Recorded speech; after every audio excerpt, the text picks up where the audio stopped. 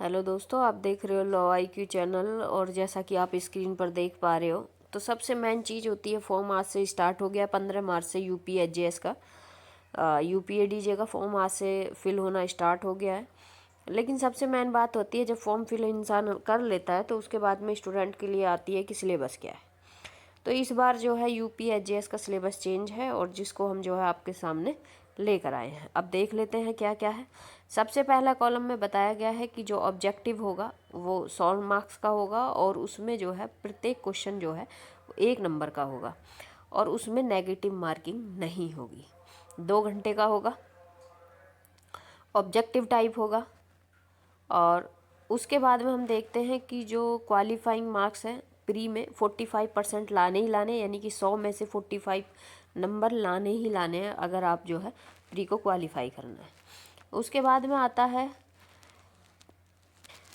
Third, बताता है कि जो मेंस में एग्ज़ाम में जो लोग बैठेंगे, जितनी वैकेंसी हैं उसके 20 टाइम, मतलब कि 15% ना होकर 20 होगा।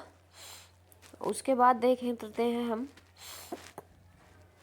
मेंस में जो एग्ज़ाम होगा, सबसे पहले नॉर्मली पहला पेपर जनरल अवेयरनेस यानी कि GK और जनरल लैंग्वेज यानी कि हिंदी इंग्लिश का होगा।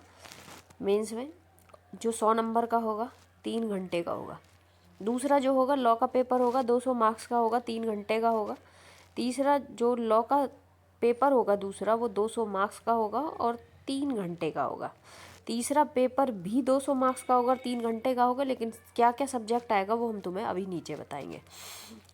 Question of the mains writing answer of the preliminary with the subject type, यानी कि जो मेंस का क्वेश्चन होगा वो सब्जेक्टिव लिखना है, सब्जेक्टिव टाइप होगा, ऑब्जेक्टिव नहीं होगा।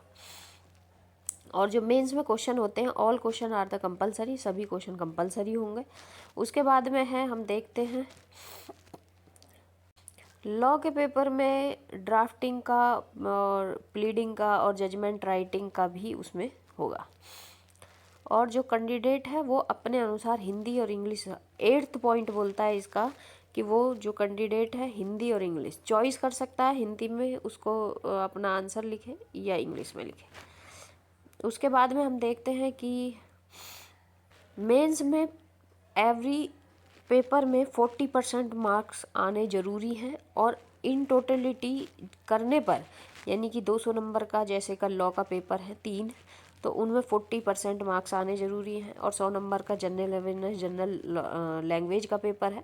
अगर इन सबको मिलाया जाए तो 45 मार्क्स आएंगे, तभी वो इंटरव्यू कॉल कर सकते हैं, उससे कम पे नहीं किया जाएगा।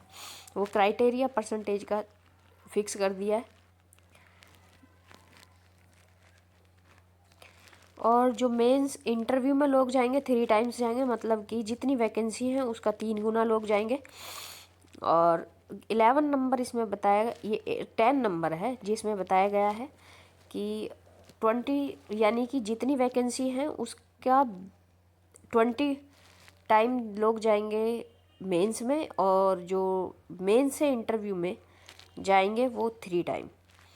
उसके बाद में 11 वाला है, फाइनल मेरिट लिस्ट लगेगी और वो जो कैटेगरी है उसके अनुसार लगेगी। जो मेंस और इंटरव्यू है उसके मार्क्स की लगेगी। उसके बाद में हम सिलेबस देखते हैं। सिलेबस में सबसे पहला जो पेपर होगा वो जनरल अवेयरनेस और जनरल लैंग्वेज का होगा, जिसके 2 सेक्शन होंगे, A और B। पहला जनरल अवेयरनेस होगा जो 50 नंबर का होगा। दूसरा जो है जनरल लैंग्वेज का होगा जो 50 नंबर का होगा, लैंग्वेज का पेपर। यानी कि जो जनरल अवेयरनेस का और जनरल लैंग्वेज का जो पेपर है, जो 100 मार्क्स का है, 3 घंटे का है, उसमें 50 नंबर का GK होगा और 50 नंबर की लैंग्वेज होगी। और लैंग्वेज में हिंदी और इंग्लिश दोनों लीगल लैंग्वेज, मतलब कि दोनों लैंग्वेज होंगी।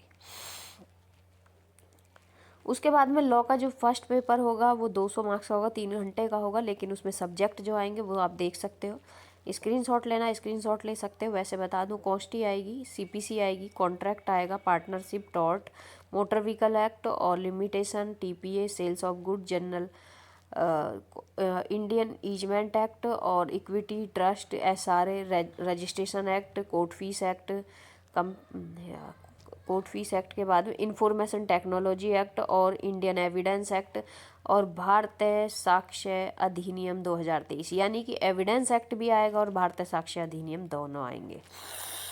Applicable to the enforceable laws.